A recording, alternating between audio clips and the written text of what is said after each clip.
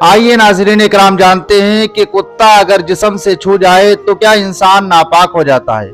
आजकल ये गलतफहमी बहुत ज्यादा पाई जाती है कि लोग ये समझते हैं कि अगर हमारे जिस्म से कुत्ता छू गया तो अब हम नापाक हो गए। हालांकि मसला ऐसा नहीं है। अगर किसी के जिस्म से कुत्ता छू जाता है, कुत्ता टच होकर के निकल जाता है, तो अब यहाँ पर ये देखा जाएगा कि कुत्ता जो हमसे टच हुआ है वो हिस्सा जो हमसे टच हुआ है वो पाक है या नापाक। यानी कुत्ता बिल्कुल पूरा नजसुल ऐन नहीं है, यानी पूरा फी नफ्स ही नापाक नहीं होता है। अब ये देखा जाएगा कि अगर उसके जिस्म पर नापाकी लगी हुई है तो अब हम नापाक हो गए। और अगर उसका जिस्म बिल्कुल सूखा है और उसके जिस्म पर पानी की बिल्कुल तरी नहीं पाई गई है, उसके छूने से आपका जिस्म नापाक नहीं होगा बल्कि आप पाक रहेंगे। और अगर कुत्ते का जिस्म भीगा हुआ है, उसके जिस्म पर पानी की तरी पाई गई और कुत्ता भीगा है, तो अगर भीगने के बाद कुत्ता अगर आपके जिस्म से टच करता है, अगर मस करता है, छू जाता है, तो अब आप नापाक हो गए। तो अब आपको उतना जिस्म धोना पड़ेगा, इसलिए कि कुत्ता अक्सर अपने जिस्म को चाटा करता है जुबान से, तो उसका लुआब जो उसका थूक होता है वो नापाक होता है। और इसी तरीके से अगर कुत्ता भीगा हुआ है तो इसमें गालिब गुमान ये है कि उसके जिस्म पर थूक लगा हुआ है। तो इसलिए अगर कुत्ता भीगा हुआ है फिर अगर वो आपके जिस्म से टच करता है, छू जाता है, तो अब आप नापाक हो गए और आपको अब धोना जरूरी है। हाँ, इसी तरीके से अगर कुत्ते के जिस्म पर खून लगा हुआ है, कोई जख्म है, वो कुत्ता आपसे टच कर जाता है और उसका खून या उसके खून के साथ जो पानी लगा हुआ है वो अगर आपके जिस्म से लगता है तो आप नापाक हो गए। आपको उतना जिस्म धोना पड़ेगा जितने जिस्म पर ये नापाकी लगी हुई है।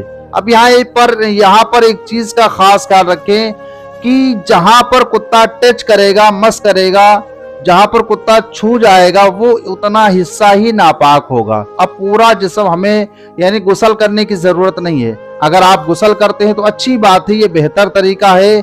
लेकिन अगर आप पैजामा या पैंट पहने हुए हैं, उस पर अगर भीगा हुआ कुत्ता लग जाता है तो आप दूसरा कपड़ा पहन ले और आप नमाज पढ़ सकते हैं।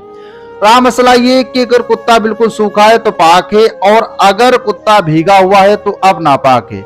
इसी तरीके से कुत्ते का जो थूक होता है वो भी नापाक होता है। बहुत से लोग कुत्ता पालते हैं और कुत्ते की एक आदत होती है कि इंसान से वो बड़ी मोहब्बत करता है, और अगर कुत्ता मोहब्बत में आकर के अपने मालिक को चाटने लगता है, उसके जिस्म को चाटता है और चाटने से उसके थूक लग जाता है, तो अब जहां जहां थूक लगा है उसका तो वो उतनी जगह क्या है, नापाक हो गई। अब वो उतना जिस्म उसका नापाक हो गया। अब उसको ये धोना फर्ज है, अगर नहीं धोता है तो गुनहगार होगा। यानी कुत्ता का जो थूक है वो भी नापाक है। इस चीज का खास ख्याल रखें कि कुत्ता अगर आप पाले हैं तो अगर वो चाटता है तो आप फौरन ही अपना उतना जिस्म धो डालें, क्योंकि वो आपका उतना जिस्म नापाक हो गया है। और कुत्ता पालने की इजाजत भी ऐसे नहीं है, शरीयत मुतहरा के अंदर कुत्ता पालने से मना किया गया है।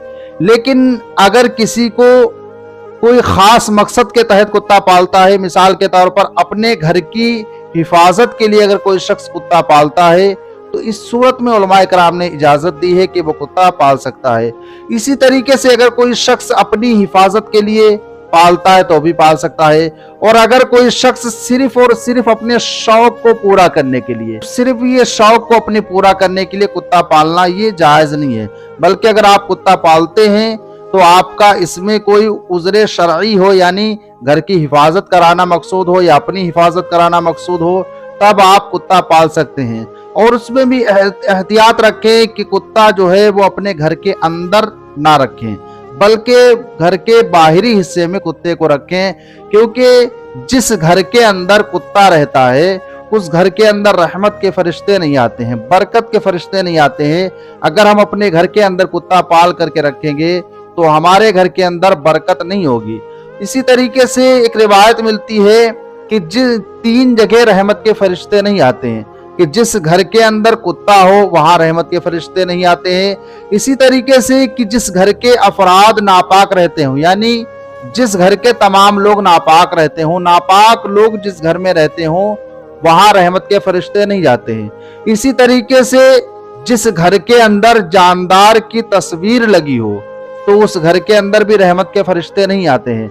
आजकल ये रिवाज बड़ा आम है कि कोई शख्स साबिर पाक की तस्वीर बना करके उनका फोटो लगाए हुए अपने घर के अंदर है, कोई वारिस पाक का फोटो लगाता है, कोई गौसे आजम रज़ी अल्लाह ताला अन्हु की तस्वीर अपने घर के अंदर लगाता है। हालांकि ये सही तस्वीरें नहीं है, लेकिन मुजस्समा उनकी तस्वीर लगाना अपने घरों के अंदर ये जायज नहीं है और लोग इसको अच्छा समझते हैं और ये समझते हैं कि ये बाइस बरकत है। हालांकि ये बरकत की कोई बाइस की जरूरत नहीं है, बल्कि ये एक आप गुनाह का काम करते हैं जो जानदार की तस्वीर अपने घरों के अंदर लगाते हैं। और बहुत से अवाम में जो बेचारे कम पढ़े लिखे हैं वो ये समझते हैं कि अल्लाह के वली हैं, इनकी हम फोटो या इनकी तस्वीर अपने घर के अंदर लगाए हैं तो हमारे घर के अंदर बरकत होगी। हालांकि बरकत नहीं होती है, बल्कि बरकत और खत्म हो जाती है। यानी किसी जानदार की तस्वीर अगर हम अपने घर के अंदर लगाते हैं तो इसकी वजह से हमारे घर के अंदर की बरकत खत्म हो जाती है। हमें इस चीज का खास ख्याल रखना चाहिए कि हमें किसी भी सूरत में अपने घर के अंदर जानदार की तस्वीर नहीं लगाना है, बल्कि अगर आपको लगाने का दिल करता है तो आप काबा शरीफ की तस्वीर लगाएं, गुम्बद खसरा की तस्वीर लगाएं। इसी तरीके से जो अल्लाह के नेक बंदे हैं यानी औलिया इकराम हैं, उनके मज़ारात की आप अपने घरों के अंदर तस्वीर लगा सकते हैं। लेकिन खुद उन अल्लाह के वलियों के मुजस्सम जो आजकल बनाए गए हैं, तस्वीरें बनाई गई हैं, उनके फोटो लगाना ये नाजायज व हराम है, ये बिल्कुल दुरुस्त नहीं है और इससे घर के अंदर रहमत के फरिश्ते भी नहीं आते हैं। तो इस चीज का खास ख्याल रखें। अगर मेरी बात पसंद आई हो तो आप हजरात मेरे इस वीडियो को लाइक करें और कमेंट करें और शेयर भी करें और मेरे चैनल को सब्सक्राइब करें। अस्सलामु अलैकुम वरहमतुल्लाहि ताला वबरकातुहू।